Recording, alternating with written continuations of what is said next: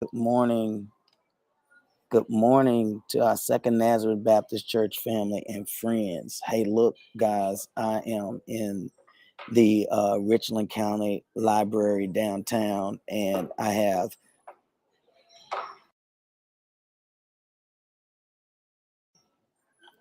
a group of young people with me that I am that are in our camp, and so we're down here in the children's section. So if it sounds a little noisy, I do apologize about that.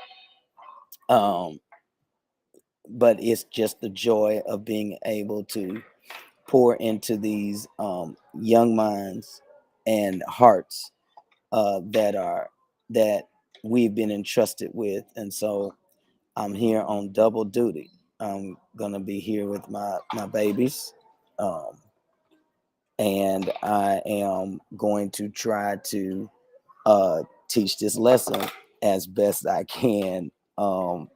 It might be a shorter session, maybe 45 minutes, but I'm going to get it in. Matthew chapter 20. Let's look at Matthew chapter 20. I hope that you all have had, that you're good. God has been blessing you and keeping you. And I hope you're having a pretty good day.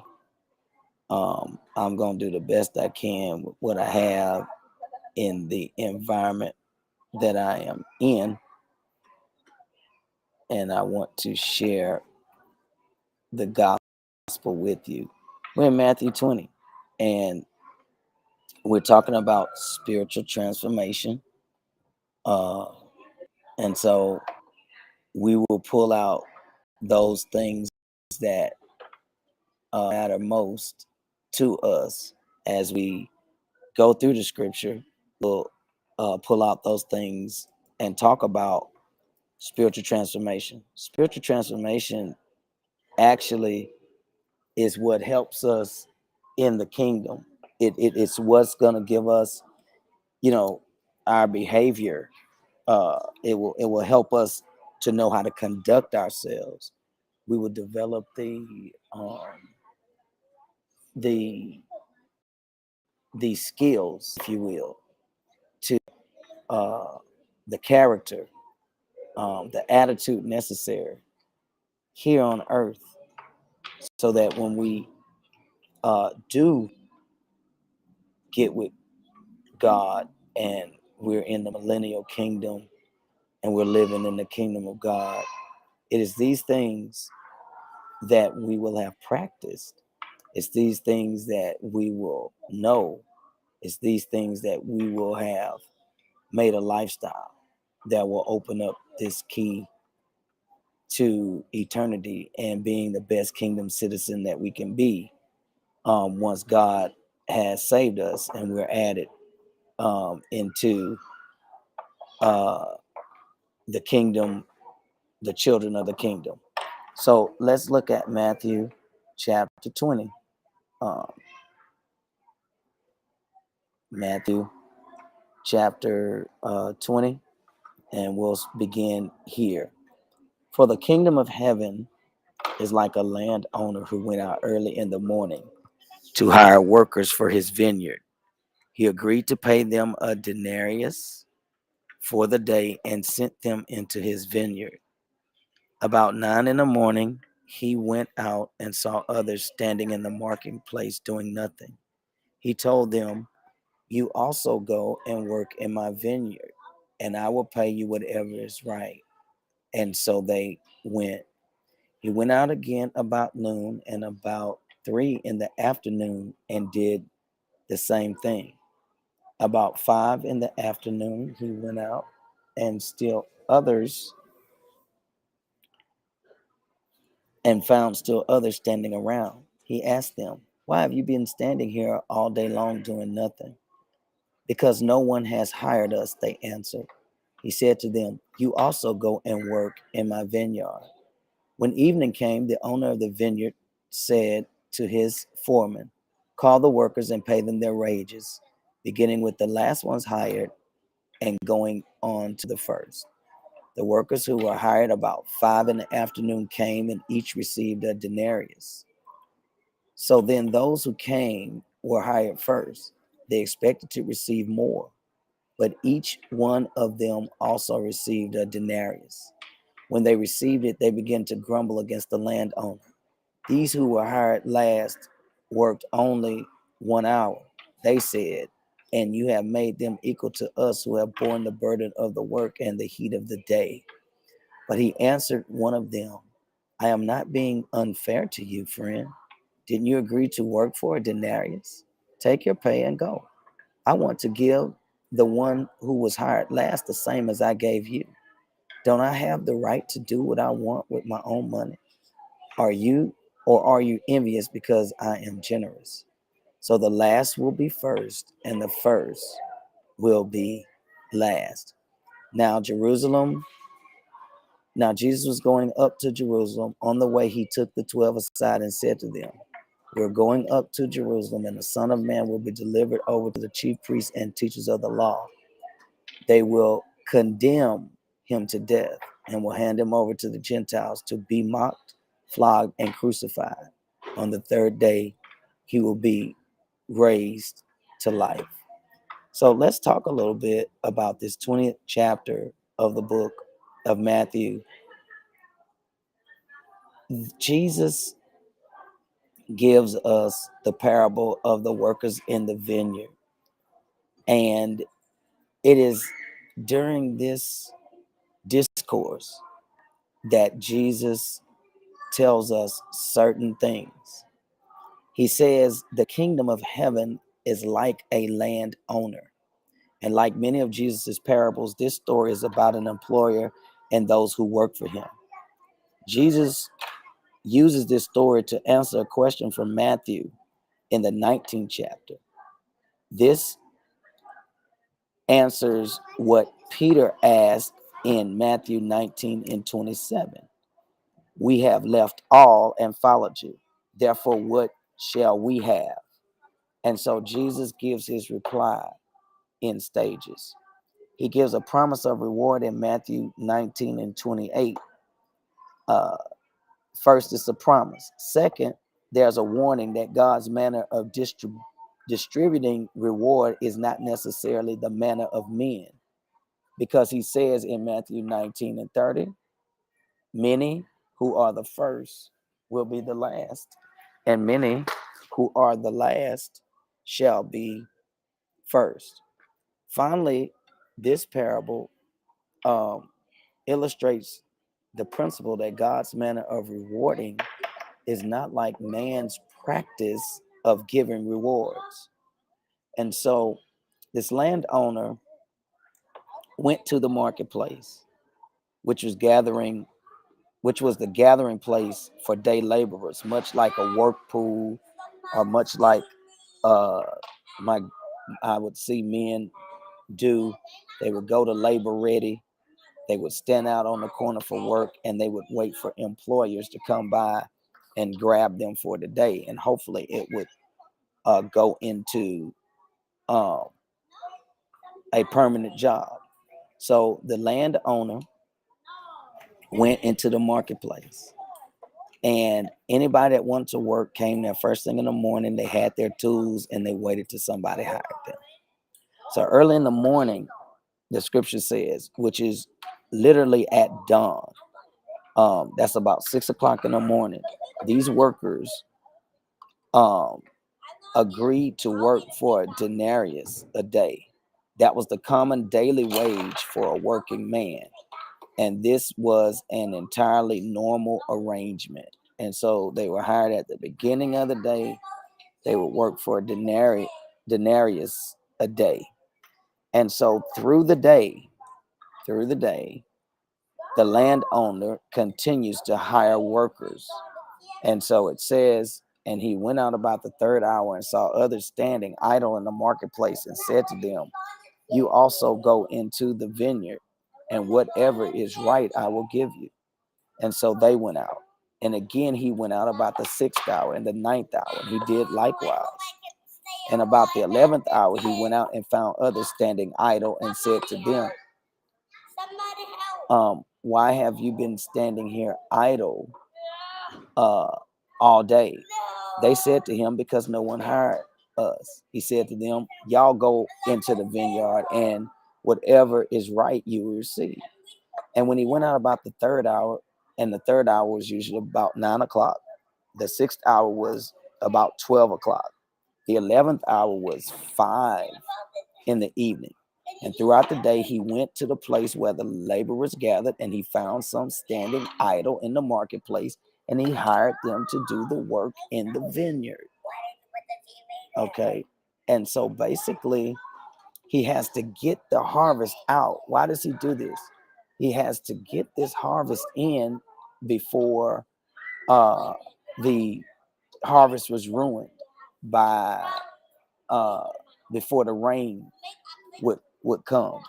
And so even if you could only give an hour to the work, any worker was welcome to be there. Because why? He had to get in the harvest. And so the landowner had more work, a lot of work, an inexhaustible supply of work for those who wanted to work. And so the impression is that the landowner was surprised to find people idle and standing around because he had a lot of work to give them. And so the question that I would have for us in spiritual transformation, as we explore this chapter, as we look at this chapter, what is Jesus really saying? Well, I think he's asking us a question. Why is any one of us remaining idle toward God? Why do we remain idle? Has nothing yet had power to engage us to sacred service? Can we truly say that no man has hired us? Can we truly say that no one wants to use us?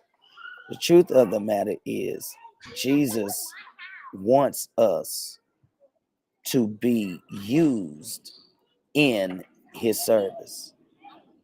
That's the first thing I want us to understand, is that Jesus wants us, and he wants us engaged in service. There is so much work for us to do. There is so much work that no one needs to be standing idle. And since God has saved us, since God has raised us to a brand new life in him, then there's plenty of work to do, and there's no reason why any of us should be idle, because there's much work to do in the kingdom. And so the landowner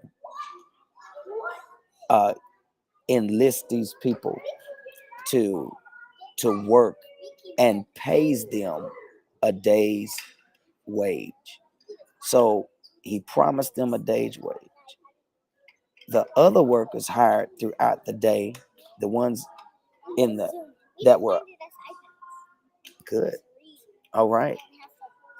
Okay. So y'all can just sit down and wait until we can zoom around over here. Yeah. So just chill out and relax. All right, this debate. Plug your earphones in, Journey. Plug it in. All right. I have to direct the babies. All right. So the earlier workers that were in the beginning, those workers were promised a day's wage. All right. The workers hired through the day were not promised a specific wage, but they were promised whatever is right.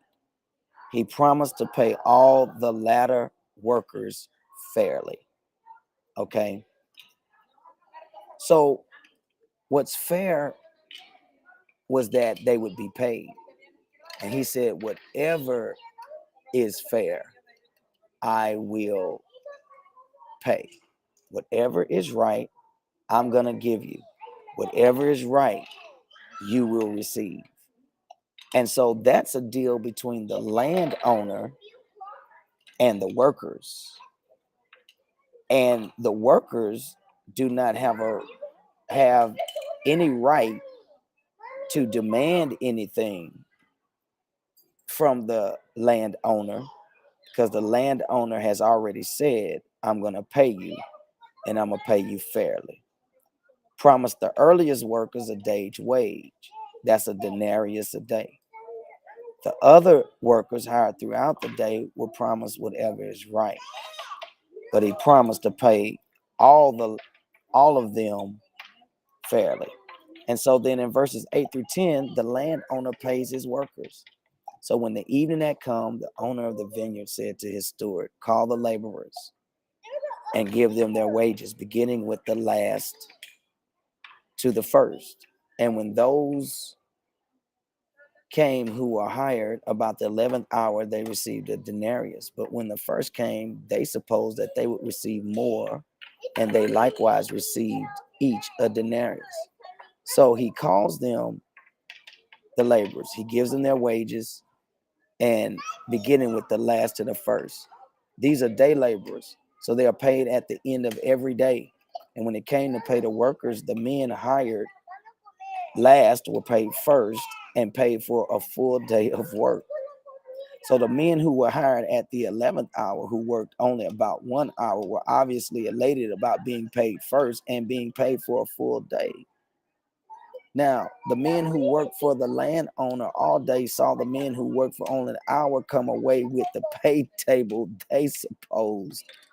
And they supposed that if the landowner is paying these guys a full day's pay for 1 hour's work, then we will get far more. Now, see, that's why you don't compare paychecks. That's why they don't like you to compare paychecks in the workplace and things of that nature. But oh, I got paid this, I got paid that. It's the decision of the boss who gets paid what, and what you agreed for. Here it's the generosity of the boss, or the landowner. So the order of the payment was important. If the first workers had been paid first, they would not have had time to develop the expectation of more pay for themselves. Possibly the first felt that their vanity would be wounded by being paid after the others. They used their waiting time in considering their own superiority to the latecomers. And so here's what I want to say about this. As we are called by the landowner, which is Christ, no matter what stage we come, God is going to deal with us fairly. There are some people that determine, oh, I've been a Christian for XYZ for 20 years, 25 years, and here comes somebody, Johnny come lately. They've only been around for a year, 2 years, and look at them. They're getting to do things that we didn't do. They ain't been here long enough. They haven't put in their dues. We've been here longer. We've been faithful longer, and therefore we should receive more or receive better. But that is not what the Bible is telling us. The Bible is telling us that God is this landowner that sends us out into the fields because there's a harvest that we need to get. That harvest is human beings. And we need to get those human beings before the rain, before they're ruined, before the world ruins them, before their lives are destroyed. Or it's critical that if their lives are already being destroyed, that they no longer don't further deteriorate. And so God is actually using us, those that have been on the battlefield a long time, those that are just now enlisted in the fight. He's enlisting us to be fishers of men. Not only that, but he's relying on us, whether we are the first ones to arrive or the last ones to come on the scene, to do the same quality of work. And he's going to give us what is due. Don't get weary in well doing, for in due season you will reap if you faint not. And so we see here that they receive the men hired first early in the day who had worked all day, got it paid exactly what the landowner promised them, a denarius a day. The landowner did exactly as promised, but their supposition of more pay than promised was disappointed. It's not going to be more pay than what was promised.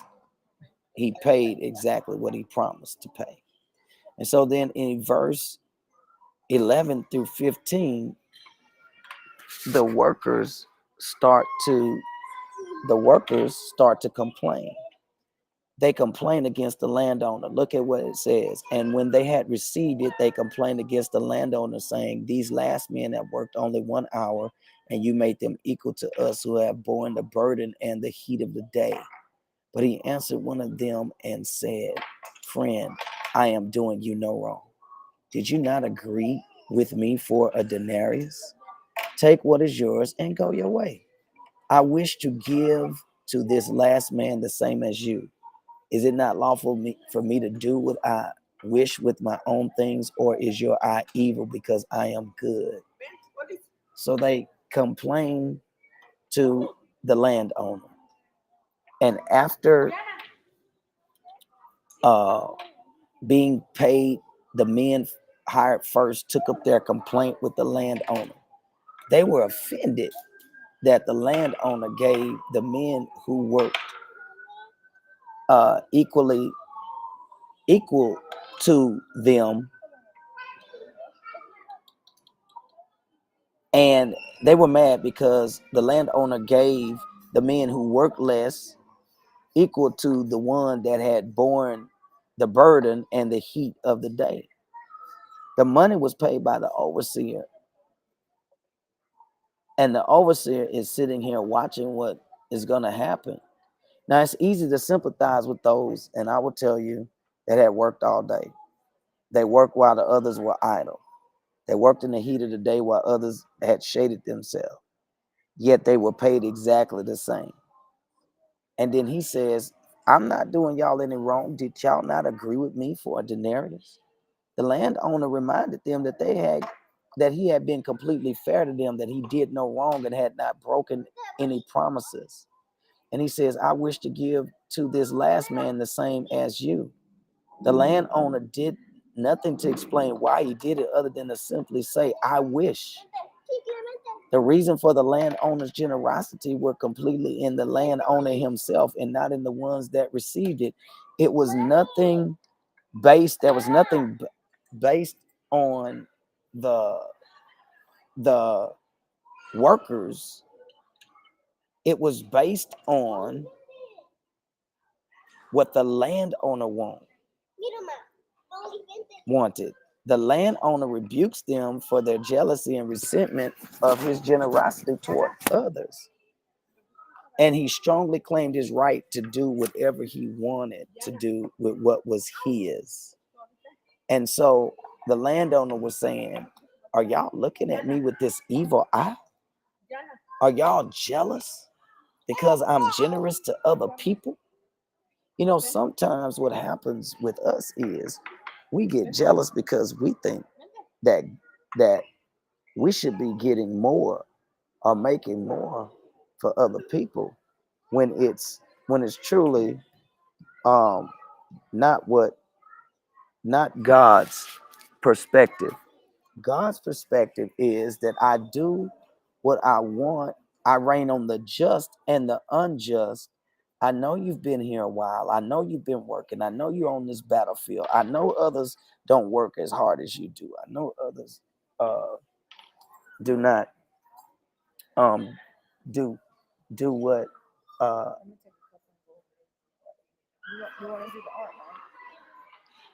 right, and I'll be on about 15 minutes. I know y'all want to do, I know you want to work. I know you've been working. I know you want to do, you want to get, you're looking at other people and you're saying, why aren't these other people working? They are Johnny come ladies. They're not giving up. They haven't given up. Sit. They are not giving up what I've given up. But this is, isn't it not lawful for God to do what he wishes with his own thing? You can't give the covetous eye. You can't look at God because he blesses those that he chooses to bless. God chooses to bless whom he wants to, when he wants to, how he wants to, because the cattle of 1,000 hills are his.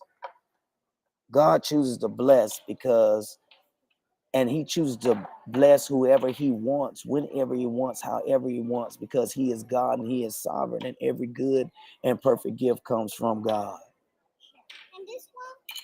And so therefore you have to you have to ask God for the good. You thank him for the good. You thank God for whatever he gives, no matter how great or how small. And one of the disappointments in life is that we continue to look, we are looking at God like he's a gift horse. We look at God like he's a great ATM. And we feel that because we rub on him with a little prayer, punch in a couple of scriptures, that everything is okay. And that God is like this great ATM, that you punch in some numbers and out come the blessings. We think God is like Burger King, have it your way, right away. We think God is going to reward us for laziness or being idle.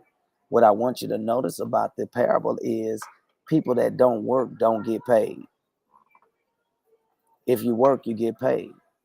What do you get paid? What God has decided to pay us.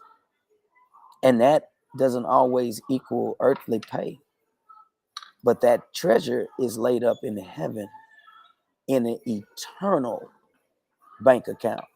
And I'm gonna tell you, we all have an opportunity. We all have room. We all have space in our bank account for God to bless us. We all have that space for God to truly bless us. And so we can't be mad about God. We can't be upset about who God decides to pay first and who he pays last. And so he says, so the last will be first and the first last. For many are called, but few are chosen. Peter and the disciples knew that they had given up a great deal to follow Jesus, and Peter wanted to know what they would get in return. And I know some of you also wonder, I work hard, I give my life, I've given up the pleasures of the world. I'm following God. I'm following my pastor as he follows Christ. I'm following my mentors. I'm doing what my mom and what my dad has taught me. I'm doing what my grandparents have taught me. I'm working in the church. And so Peter and the disciples had this same thing. They given up all to follow. Peter wanted to know, what do we get in return for following you? And through this parable, Jesus assured Peter and the disciples that they will be rewarded. But the principle of many who are first will be last, and the last shall be first, meant that God may not reward as man expects. Some people, think that this parable talks about, you know, people coming in different stages of life.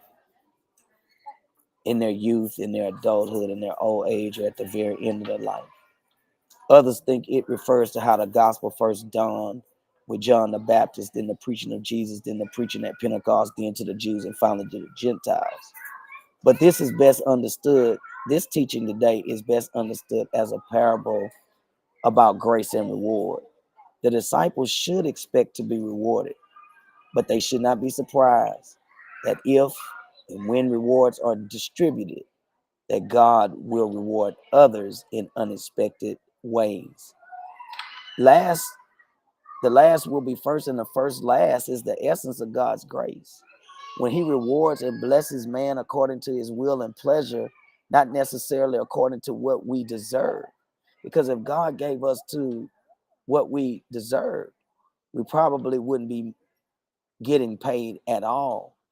It's important to see that the landowner did not treat anyone unfairly. Though he was more generous to some than others, we can be assured that God would never ever be unfair to us, though he may for his own purpose and pleasure bestow greater blessings on someone else who seems less deserving to us. And I want you to understand that there are some of us that think that we deserve all of God's choicest blessing and no one else deserves anything. But you're not God, I'm not God. And we don't realize that there is no unfairness when it comes to God. Let's say I had a $20 bill, a $5 bill, and a bunch of ones. And let's say I gave the last person to come in the room the $20 bills. I gave everybody that came in the middle ones and gave everybody that came in fives. There's no argument about fairness any way you slice it. The deal is, it's my money. I could give it to whom I want to give it to, how the way I want to distribute it. And so this parable is not a perfect illustration of God's grace because the principle of working and deserving is involved. The grace of God does not give us more blessing than we deserve. It gives blessings to us completely apart from the principle of deserving. And so we don't deserve anything. We're not good enough. We don't work good enough to get anything from God. But God is fair. Because we work, he will pay, but he pays what he wants because he's sovereign. Because the truth of the matter is, do we really deserve a blessing from God when most of our lives and our hearts and our actions are in rebellion to God? Living under grace is a sort of a two-edged sword. So under grace, we cannot come out complaining to God. Don't I deserve better than this? Because the truth of the matter is, God will reply, does this mean you really want me to give you what you deserve? Grace is withholding back some of the punishment. And mercy is giving us a break. All our service is already due to God. It belongs to him. The ability to serve God is a gift of his grace. The call to serve God is the gift of his grace. Every opportunity to serve is a gift of his grace. Being in the right state of mind to do the Lord's work is a gift of grace. Oh, successful service to God is the gift of his grace. And so then my words to us about this, what does it matter after all, whether we are first or whether we are last? We shouldn't dwell too much on who's first and who's last, for we are all going to be on the stage together. It doesn't matter whether my name was called first or last, whether I get the last certificate or the first certificate, whether I'm in the middle of the group. When we are converted, we become members of Christ's living body, and as we grow in grace and get the true spirit that permeates the body, we should say when any member of it is honored, this is an honor for us.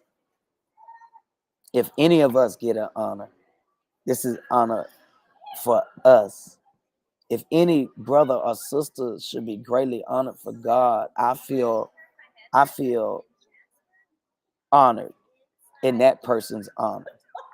If God blesses your brother, your sister, your friend, your acquaintances, and makes him 10 times more useful than you are, then you see that he is blessing you, not only blessing him, but you. If my hand has something in it, my foot doesn't say, oh, I have not got it. No, for if my hand has it, my foot has it. If my foot has it, my eyes have it. If my eyes have it, my cheeks have it. It belongs to the whole body. And so Jesus emphasizes that the calling and the choosing of God is based on his grace, especially his choosing. God chooses whom he blesses. God chooses whom he does for. Many are called, but then there are some in the group that are chosen. It doesn't give them anything other special other than the fact that God chose them. The question is, what has God called you to do? Do what God has called you to do. Do what God has called you to do. And just do it.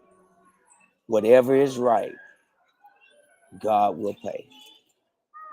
I really hope that this part of the lesson on the 20th chapter of Matthew has helped us understand serving the Lord will pay off after a while. And don't worry about what you're going to get paid. Just know that the reward will come. Don't stand by idle, because if you're idle, you don't get paid. If you're idle, you won't get rewarded in the kingdom. I want to tell you that there are great rewards in the kingdom of God. And so this parable teaches us that there is work to do. No one should be standing there saying, can I get in, coach? Can I get in, coach? There's more work to go around. God continues to hire laborers to come into the vineyard. And our job is to work alongside of them and know that when night cometh, no man can work. So we are to do the work of him that called us while it is day. For there is a night that comes when no man can work. Continue to work. Continue to strive.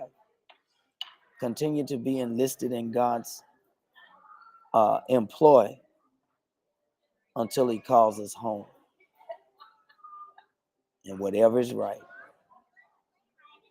he will pay. God bless you. God keep you.